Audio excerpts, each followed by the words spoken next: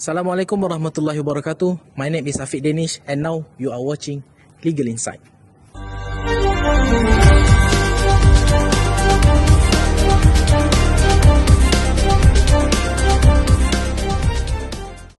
Today, we are going to focusing on the topic of tort law. According to US Chamber of Commerce Institute for Legal Reform, a tort is a civil wrongdoing, whether intentional or negligent, where an individual suffers a loss or harm, which result in legal liability for the person who causes it. Tort law aims to redress the wrongdoing and compensate the victim, typically by awarding monetary damages. In a simple word, tort law in Malaysia is a branch of civil law that allows a person who suffer harm due to another wrongful act to claim compensation, based largely on English common law under the Civil Law Act 1956. Tort law covers a lot of aspects, such as negligence, trespass to person and land, and our main topic today is defamation.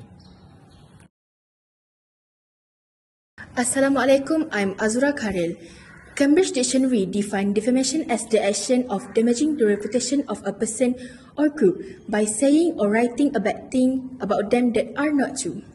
But under common law, defamation refers to the publication of untrue statement of fact which reflects on a person's reputation and tends to lower him in the estimation of right-thinking members of society generally, or tends to make them shun or avoid him.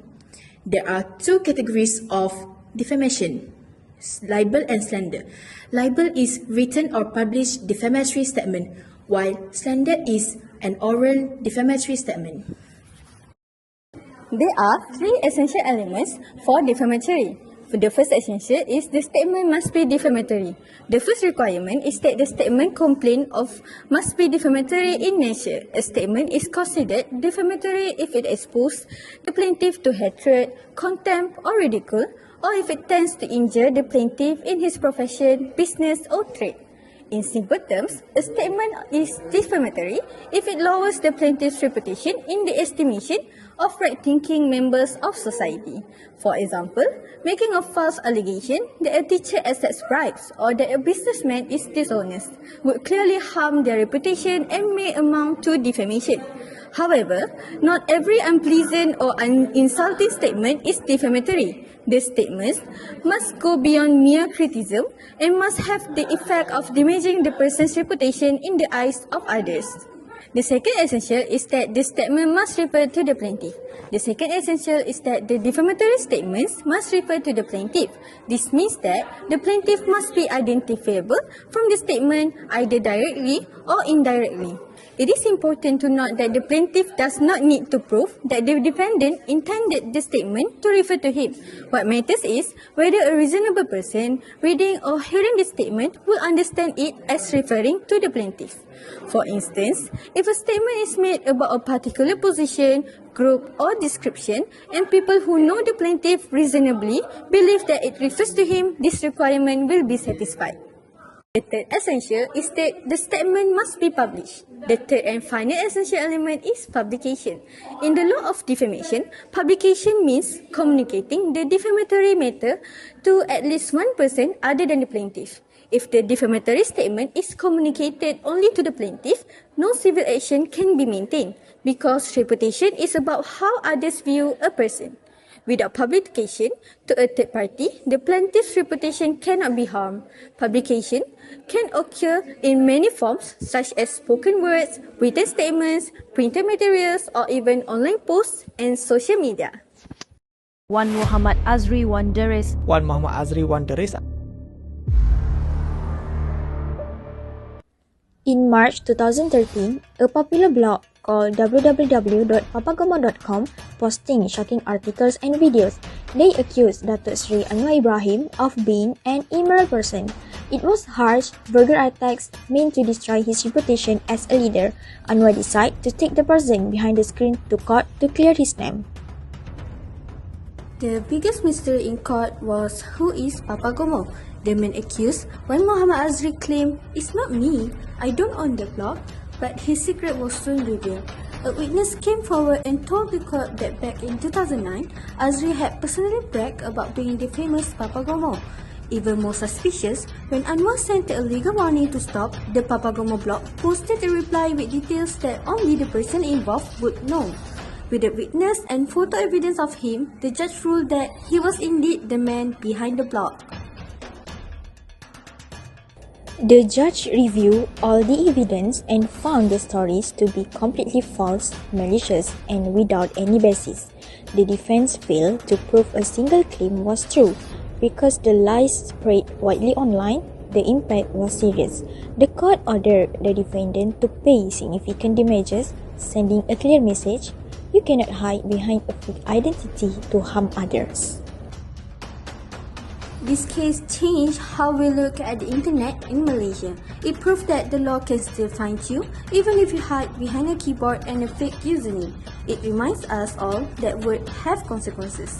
And if you spread lies to ruin someone's life, you will be held responsible.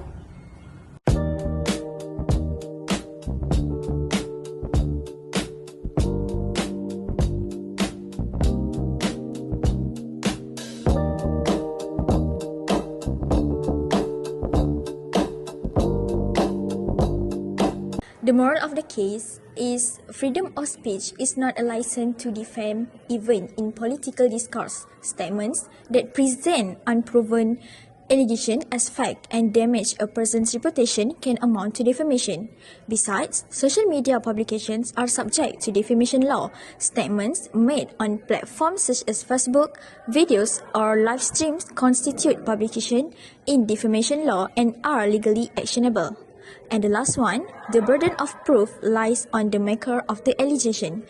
Once the plaintiff established that the statement is defamatory, the defendant must prove the truth of the allegation under the defense of justification. Mere belief, suspicion, or public opinion is insufficient. In conclusion, defamation plays a significant role in shaping public discourse and protecting individual reputation in Malaysia. The legal framework under the Defamation Act 1957 and relevant section of the Malaysia Penal Code provide avenues for individuals to seek redress against false statements that harm their reputation, whether in print, online, or through other media.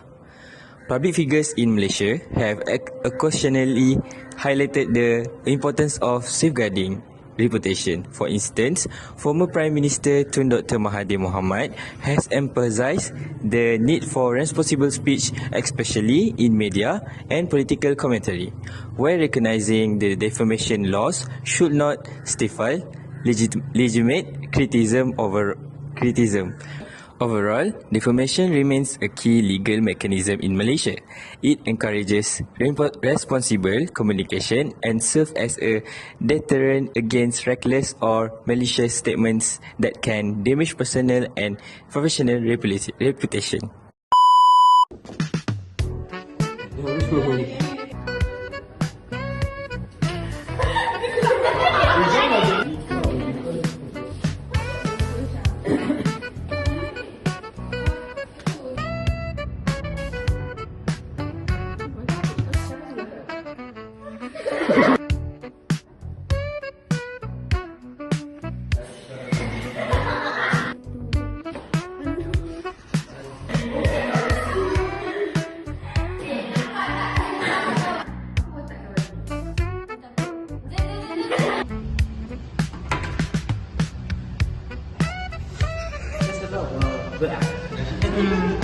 Individual reputation.